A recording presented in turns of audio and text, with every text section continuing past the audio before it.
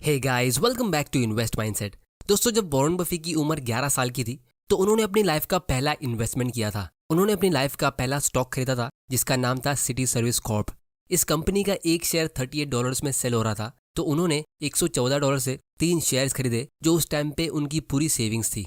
अब उस शेयर्स को बाय करने का उनका रीजन ये था कि वो कंपनी काफी सालों से कंटिन्यूसली प्रॉफिट्स कमा रही थी और डिविडेंड्स भी पे कर रही थी, लेकिन कुछ वजह से वो कंपनी ने पिछले कुछ सालों से डिविडेंड्स पे नहीं किए थे, जिसकी वजह से वो कंपनी के पास ऑलमोस्ट $100 पर शेयर का कैश जमा हो गया था। मतलब जितने रुपयों में वो कंपनी सेल हो रही थी उससे ज्यादा कैश तो उस कंपनी के पास ऐसे ही रखा हुआ था, और यही वजह से वॉरेन बफे ने अपनी लाइफ की पूरी सेविंग्स उसमें इन्वेस्ट की।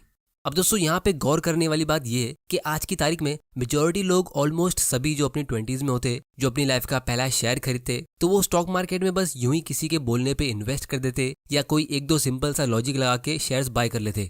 जबकि आज की तारीख में हमारे पास स्टॉक मार्केट और इन्वेस्टिंग के बारे में सीखने के लिए कितने सारे फ्री के रिसोर्सेज अवेलेबल है, जैसे यूट्यूब, और हमारे पास टाइम भी बहुत होता है। जबकि वॉरेन बफे वो टाइम पे सिर्फ 11 साल के थे, तो वो एक जॉब भी कर रहे थे और स्कूल भी जाते थे, लेकिन फिर भी उन्होंने अच्छी रिसर्च करके और एक बहुत ही बढ़िया रीजन की वजह से स्टॉक में इन्वेस्ट किया और उससे अच्छा प्रॉफिट भी कमाया। तो हमें भी यहाँ से एक बहुत ही इंपॉर्टेंट लेसन सीखने मिलता है कि भले ही आपका इन्वेस्टमेंट अमाउंट कितना भी छोटा हो, आपको उसे एक राइट माइंडसेट से और पूरे ध्यान से इन्वेस्ट करना चाहिए। क्योंकि अगर आप उस सीड मनी को ही वेस्ट कर दोगे, यानी अपने बीज को, तो आप एक बहुत बड़ा ट्री कैसे ग्रो करोगे। तो इसीलिए जब आप उस छोटे से अमाउंट से पैसा अर्न करोगे, उसे खुद अपनी आंखों से ग्रो होते हुए देखोगे और लाइफ में छोटी छोटी सक्सेस अचीव करोगे, तभी आप आगे बढ़ोगे और फ्यूचर में बड़े अमाउंट को इन्वेस्ट करने का आपको कॉन्फिडेंस मिलेगा।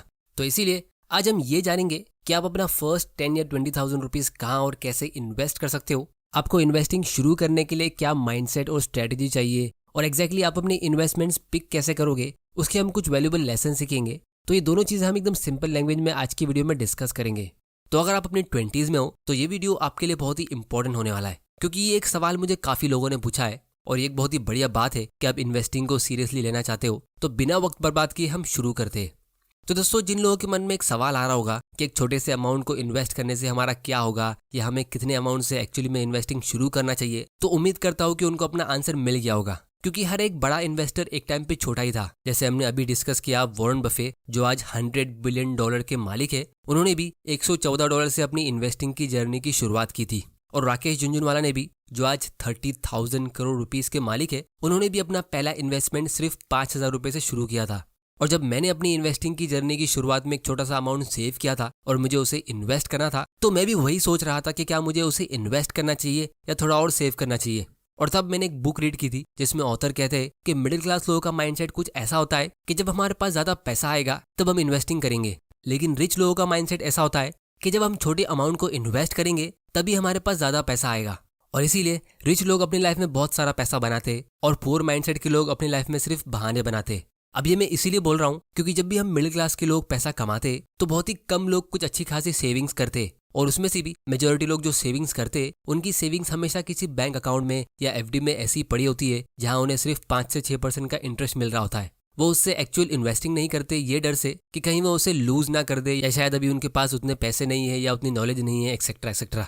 और फिर जब लोगों के पास ज्यादा पैसा आता है उनकी 30s और 40s में, तब उनको इन्वेस्टिंग की इतनी नॉलेज होती नहीं है, क्योंकि उन्होंने कभी अपनी 20s में एक छोटे अमाउंट से कभी इन्वेस्टिंग सीखा ही नहीं। तो आज अगर आपके पास सिर्फ एक छोटा अमाउंट है तो आप उसे एक अपॉर्चुनिटी की तरह ले सकते हो कि आपको इससे इन्वेस्टिंग सीखने मिल रहा है।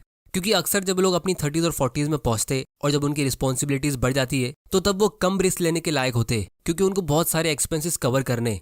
तो घुमा फिरा के वो लोग सिर्फ वही एफडी और सेविंग्स प्लान में पैसा लगा देते, जिससे उनको बहुत ही कम प्रॉफिट मिलता है और अच्छी खासी सेविंग्स करने के बाद भी वो लाइफ टाइम काम करते रह जाते, क्योंकि महंगाई तो हमेशा बढ़ती रहती है। जैसे रिसेंटली कोरोना वायरस की वजह से पूरी दुनिया की गवर्नमेंट ने बहुत सारे नोट्स प्रिंट किए, जिससे अब महंगाई और ज्यादा स्पीड में बढ़ रही है। सिर्फ पिछले 2-3 सालों में ही 10 ग्राम गोल्ड का प्राइस 30,000 से ग्रो होकर 50,000 के ऊपर जा चुका है। सेंसेक्स भी ऑलमोस्ट डबल हो गया है, मतलब ये भी ऑलमोस्ट 80 to 100% इंक्रीज हो गया है। लेकिन बहुत लोगों की सैलरी अभी भी वहीं की वहीं होगी और उनकी सेविंग्स भी उतनी होगी जहां उनको सिर्फ 8 से 10% का इंटरेस्ट मिला होगा। तो अगर आपके बैंक अकाउंट में एक छोटा सा अमाउंट भी है, जैसे 10,000 रुपीज, जिसकी आपको जरूरत नहीं है, तो आपको उसे फौरन काम पे लगा देना चाहिए ताकि वो भी और ज्यादा मेहनत करता रहे। और सबसे इंपॉर्टेंट, आप फाइनेंशियल फ्रीडम की जर्नी की शुरुआत कर लोगे। अब दोस्तों, जब आपने ये डिसाइड कर लिया कि आपके पास जो एक्स्ट्रा फंड्स है आप उसे इन्वेस्ट करोगे, तो सवाल ये उठता है कि आप उसको एक्चुअली में इन्वेस्ट करोगे कहाँ। क्योंकि अब हमारे पास इन्वेस्ट करने के लिए बहुत सारे ऑप्शंस हो गए। रियल एस्टेट, गोल्ड और एफडी, ये सब पुराने ऑप्शंस तो थे ही, अब हमारे पास क्रिप्टो करेंसीज भी आ गई है। फिर आपको बहुत सारी कॉम्प्लेक्स स्कीम्स मिलेगी जैसे यूलिप, ईएलएसएस, बहुत सारे टैक्स सेविंग्स ऑप्शंस जैसे एनपीएफ, पीपीएफ एक्सेट्रा एक्सेट्रा। और अगर हम स्टॉक मार्केट की बात करें तो इस स्टॉक मार्केट में ही आपको अलग अलग तरह की एडवाइस मिलेगी। कोई आपको कहेगा कि आपको ग्रोथ स्टॉक में इन्वेस्ट करना चाहिए, कोई कहेगा आईपीओज में, कोई कहेगा आपको ब्लू चिप और बड़ी कंपनीज में पैसा इन्वेस्ट करना चाहिए, लेकिन फिर कोई कहेगा अरे ब्लू चिप कंपनीज तो बहुत ज़्यादा ओवर वैल्यूड है, तो आप म्यूचुअल फंड में पैसा लगा दो। फिर कुछ लोग कहेंगे कि अरे म्यूचुअल फंड में तो वही बड़ी कंपनीज होती है, तो आखिर हम इन्वेस्ट करें कहाँ? तो दोस्तों इसका मैं आप लोगों को एक बहुत ही सिंपल आंसर देता हूँ। रियल एस्टेट में आप इन्वेस्ट नहीं कर सकते क्योंकि उसमें एक बड़ा अमाउंट चाहिए होता है, और लोन लेके प्रॉपर्टी खरीदना मैं किसी को भी रेकमेंड नहीं करता हूँ क्योंकि उसका एक बहुत ही बड़ा नेगेटिव इफेक्ट होता है जब आप कंपाउंडिंग के खिलाफ जाते हो। इसको हम एक सेपरेट वीडियो में डिटेल में डिस्कस करेंगे। फिर जहां बात आती है गोल्ड की, तो गोल्ड का लॉन्ग टर्म रिटर्न इतना खास नहीं होता है। गोल्ड आपकी वेल्थ को सिर्फ इन्फ्लेशन से बचाता है, उसे ग्रो नहीं करता है। और जितनी भी पॉलिसीज होती है जैसे यूलिप, गारंटीड इनकम प्लान या पीपीएफ, ये सब में आपको हमेशा 10% या उसके आसपास का ही रिटर्न मिलेगा, लेकिन स्टॉक मार्केट से आपको 10% से अच्छा रिटर्न काफी आसानी से मिल सकता है, और हर एक एक्स्ट्रा परसेंटेज पॉइंट पे आपकी वेल्थ लॉन्ग टर्म में बहुत ज्यादा स्पीड में ग्रो होगी। जैसे अगर आप किसी स्टॉक से 10% का रिटर्न कमाते हो तो आपका 1 लाख रुपया 20 साल में 6.7 लाख रुपीज में ग्रो होता है, और अगर आपको 15% का रिटर्न मिलता है तो आपका इन्वेस्टमेंट 16 लाख में ग्रो होता है। लेकिन अगर आप किसी स्टॉक से 20% का रिटर्न कमाते हो तो वही 1 लाख रुपया 20 साल में 38 लाख में ग्रो होता है। अब कुछ लोग कहेंगे कि ये 20% का रिटर्न कमाना स्टॉक मार्केट में बहुत ही मुश्किल होता है, इतना रिटर्न हम नॉर्मल लोग कैसे कमा सकते हैं? लेकिन दोस्तों अगर आप स्टॉक मार्केट में बेसिक कॉमन सेंस और डिसिप्लिन के साथ इन्वेस्ट करते हो, तो अगर आपके पास स्टॉक मार्केट की कुछ खास नॉलेज नहीं भी है तो भी आप ये 20% का रिटर्न बहुत ही आसानी से कमा सकते हो। इसका मैं आप लोगों को एक रियल एग्जाम्पल देता हूँ। तो जब भी हम रियल एस्टेट में इन्वेस्ट करते या एक अच्छे अमाउंट का गोल्ड खरीदते तो हम हमेशा लॉन्ग टर्म सोचते, और फिर जब हम उसे खरीद लेंगे तो हम अपनी प्रॉपर्टी को 1-2 साल में बेचते नहीं है। हम ऐसा बहुत ही रेयरली सुनते कि हमारे किसी रिलेटिव ने 50 लाख रुपए की कोई प्रॉपर्टी खरीदी और फिर 2 साल बाद 5 लाख रुपए का प्रॉफिट कमा के उसे सेल कर दिया। लेकिन जब बात आती है स्टॉक मार्केट की, तो यहाँ पे लोग किसी स्टॉक को 2-3 साल के लिए भी ईमानदारी से होल्ड नहीं करते, 10-20 साल तो बहुत दूर की बात होती है।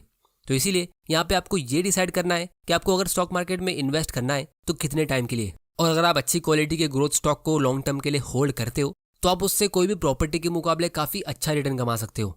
अब इसका भी मैं आप लोगों को एक लाइव एग्जांपल देता हूँ। ये कंपनी है मैरिको, जो काफी फेमस कंपनी है, इनके प्रोडक्ट्स हम सभी यूज करते। तो अगर आप इसका पिछले 20 साल का रिटर्न देखोगे तो आप देख सकते हो ये कंपनी ने अपने इन्वेस्टर्स को 11,000% का रिटर्न दिया है, मतलब ऑलमोस्ट 110 गुना।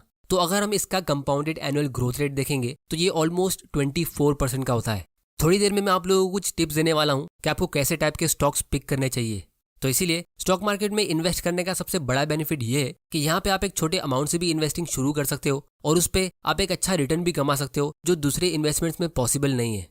तो इसीलिए आपको अपनी 20s और 30s में भले ही आपके पास एक छोटा अमाउंट भी क्यों ना हो, जैसे 5 या 10,000 रुपीज, उसे आपको अच्छी क्वालिटी के ग्रोथ स्टॉक या म्यूचुअल फंड में इन्वेस्ट करना चाहिए, क्योंकि आपके पास टाइम होता है कंपाउंडिंग के पावर को यूज करने के लिए। और फिर अपना टाइम आपको अपने करियर में यानी जॉब और बिजनेस में इन्वेस्ट करना चाहिए, ताकि आप ज्यादा से ज्यादा एक्टिव इनकम अर्न कर सको।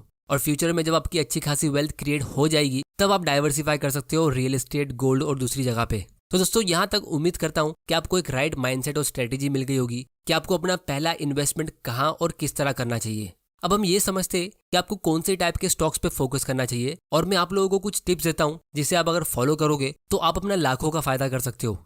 तो अब हम ये समझते हैं कि आपको स्टॉक्स में कैसे इन्वेस्ट करना चाहिए। तो उसके लिए हम टिकर टिप पे आते हैं, जो एक स्टॉक स्क्रीनर है। यहाँ से आपको इंडिया की ऑलमोस्ट सारी स्टॉक्स की डिटेल्स मिल जाएगी एक ही जगह पे। इसकी लिंक नीचे डिस्क्रिप्शन में, आप वहां जाके इसे चेक कर सकते हो। और अगर आपको स्टॉक्स खरीदने के लिए एक इन्वेस्टमेंट अकाउंट ओपन करना है तो उसकी लिंक भी आपको नीचे डिस्क्रिप्शन में मिल जाएगी। तो जब हम इस स्टॉक स्क्रीनर पे आएंगे तो आपको यहाँ पे हजारों स्टॉक्स की लिस्ट मिलेगी। अब इनमें से हम कौन से स्टॉक्स चुने ये पता लगाना बहुत लोगों के लिए मुश्किल होता है। तो इसीलिए हमें ये समझना होगा कि हमें किस टाइप के स्टॉक्स को बिल्कुल अवॉइड करना चाहिए, क्योंकि इसमें से आधे से ज्यादा स्टॉक्स ऐसे हैं जिनकी तरफ आपको देखना भी नहीं चाहिए, क्योंकि उसमें पैसे लूज होने के चांस बहुत ज्यादा होते हैं। जैसे सबसे पहले टाइप के स्टॉक्स है साइक्लिकल स्टॉक्स, यानी ऐसी कंपनीज जिनका परफॉर्मेंस अगर आप एक लॉन्ग टर्म ग्राफ में देखोगे तो वो एक साइकिल की तरह होता है। मतलब जब इकोनॉमी अच्छा करती है तो उनका स्टॉक प्राइस बहुत ऊपर जाता है, लेकिन जब मार्केट कंडीशन खराब होती है तो ये उतना ही नीचे आते हैं। जैसे यहाँ पे रियल एस्टेट सेक्टर हो गया, या इंडस्ट्रियल कंपनीज हो गई, या फिर कंज्यूमर डिस्क्रिशनरी में एयरलाइंस और ऑटोमोबाइल कंपनीज। जैसे एग्जांपल के लिए हम यहाँ पे टाटा मोटर्स को लेते, ये इंडिया की एक बहुत ही फेमस कार मैन्युफैक्चर करने वाली कंपनी है।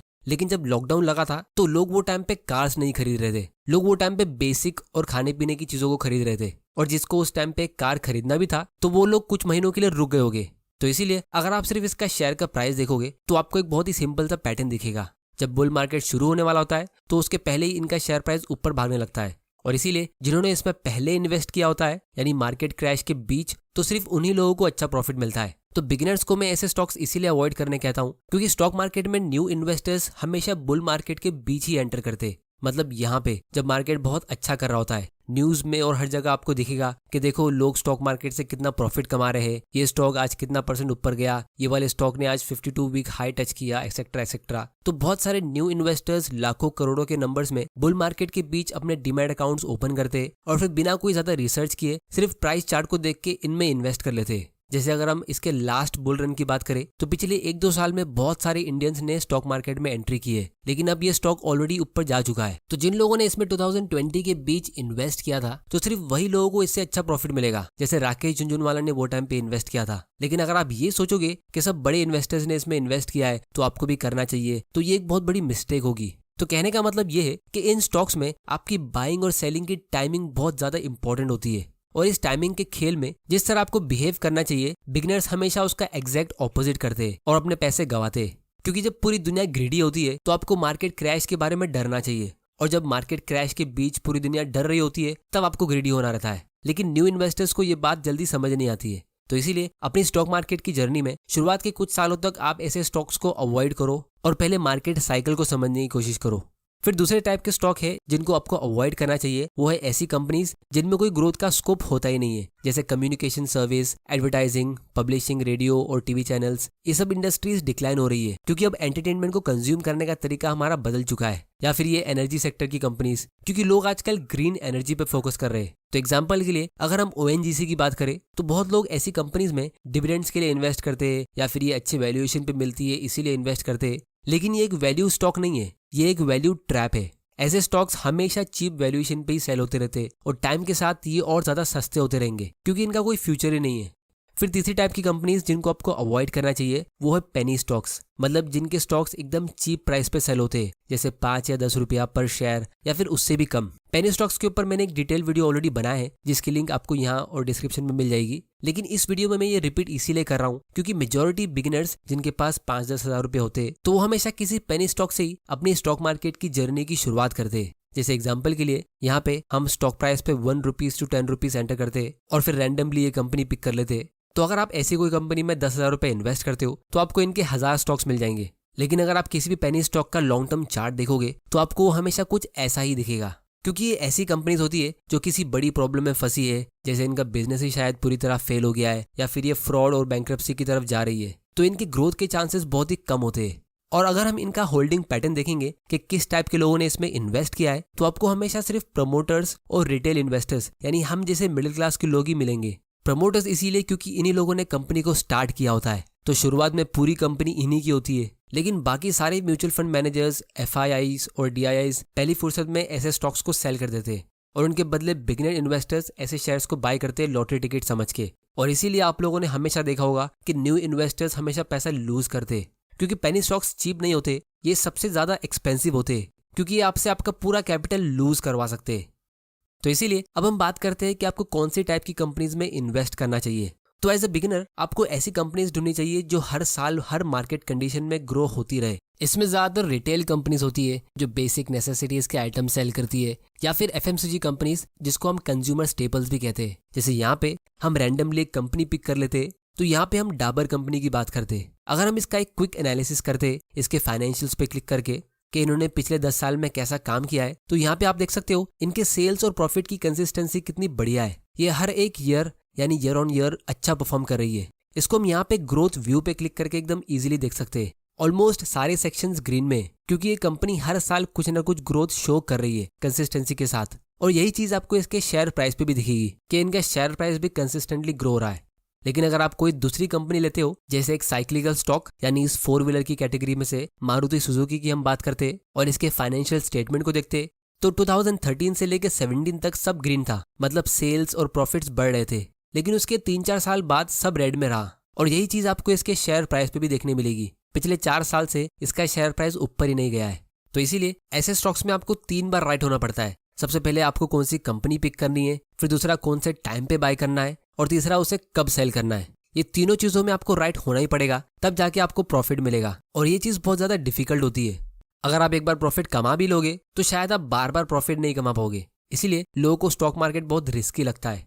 तो इसीलिए एज ए बिगनर आप ऐसी कंपनी पिक करो जो कंसिस्टेंटली अपनी वेल्थ को कंपाउंड कर रही है।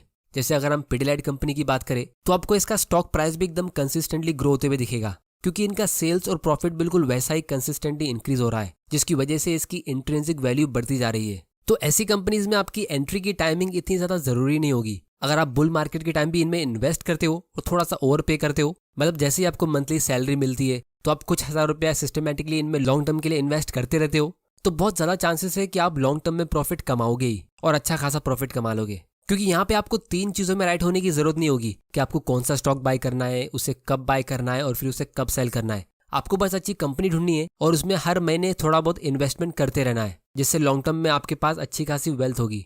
और बाकी टाइम आप कंपनीज को थोड़ा और डिटेल में एनालाइज करने में लगा सकते हो या अपनी नॉलेज को इम्प्रूव करने में। तो इसीलिए फाइनली मैं सिर्फ इतना ही कहूंगा कि स्टॉक के प्राइस को रोज देखने से आपको कुछ मिलेगा नहीं, आपका बस टाइम वेस्ट होगा और आप डिस्ट्रैक्ट रहोगे। उससे अच्छा ये होगा कि आप इन्वेस्टिंग के टाइमलेस प्रिंसिपल्स पे फोकस करो, ना कि शॉर्ट टर्म न्यूज और ट्रेंडिंग चीजों पे। तो टाइम वैल्यू ऑफ मनी क्या होता है, कॉम्पिटिटिव स्ट्रेटेजीज कैसी होती है, कंपनी के अकाउंट्स को हम कैसे रीड कर सकते हैं और कंपनी का वैल्यूएशन हम कैसे करते हैं, इन सब चीजों के बारे में आपको सीखना चाहिए। क्योंकि ये सब चीजें ऐसी है जिसे जान के आप एक अच्छे इन्वेस्टर तो बनोगे ही, लेकिन साथ में जब आप फ्यूचर में कभी बिजनेस स्टार्ट करते हो तो ये सब लेसन्स आपको उसमें भी काम आएंगे। और वॉरेन बफे भी यही कहते हैं कि I am a great investor because I am a great businessman, and I am a great businessman because I am a great investor.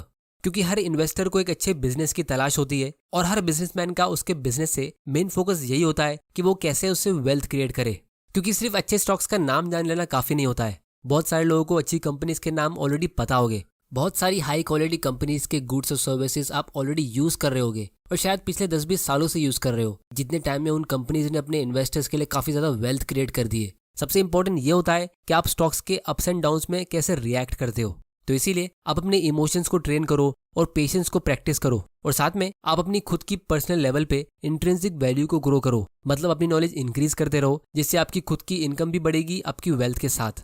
तो उसके लिए इस चैनल को सब्सक्राइब जरूर कर लेना, क्योंकि आपके लिए ऐसे वैल्यूबल और मोटिवेशनल वीडियोस में लाता रहूंगा, और बेल आइकन को प्रेस कर देना ताकि आपसे कोई ऐसे वीडियोस मिस ना हो जाए। तो दोस्तों आज की वीडियो में इतना ही। उम्मीद करता हूँ कि आपको इससे कुछ ना कुछ सीखने जरूर मिला होगा। आप लोग मुझे नीचे कमेंट करके बताओ कि आपने अपना पहला इन्वेस्टमेंट कहाँ और कितने अमाउंट का किया था, और कितने अमाउंट के पोर्टफोलियो के साथ आप रिटायर होना चाहते हो। टिकट टिप्स से स्टॉक को एनालाइज करने की लिंक नीचे डिस्क्रिप्शन में, और फ्री में इन्वेस्टमेंट अकाउंट ओपन करने की लिंक भी नीचे डिस्क्रिप्शन में। वीडियो पसंद आया तो इसे लाइक करो, नहीं पसंद आया तो डिसलाइक करो। आपका वैल्यूएबल टाइम देने के लिए thank you and good bye.